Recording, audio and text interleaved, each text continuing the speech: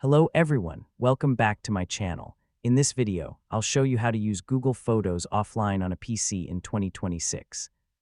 The process is simple, and you can access your downloaded photos even without an internet connection. First, open your web browser and go to Google Photos. Sign in to your Google account if you're not already signed in. Next, open the photo that you want to use offline. Click on the photo to open it in full screen.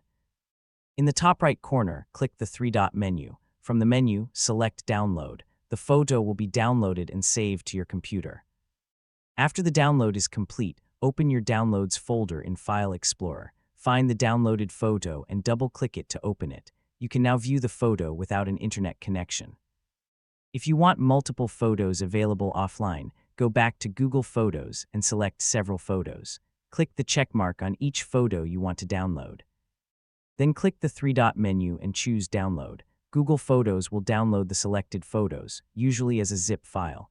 After the zip file is downloaded, right-click it and choose Extract All. Open the extracted folder, and all your photos will be available offline. You can move them to another folder, an external hard drive, or a USB drive if you want to keep a backup. Keep in mind that offline access only works for photos that have already been downloaded to your computer. Photos that remain only in Google Photos cannot be viewed without an internet connection. If you edit a downloaded photo while offline, the changes will stay on your computer. They will not automatically sync to Google Photos until you upload the edited photo again when you have an internet connection. For better organization, create folders such as Family Photos, Travel Photos, Work Photos, or Old Photos. This makes it much easier to find your pictures later. That's it. This is the complete guide on how to use Google Photos offline on a PC in 2026.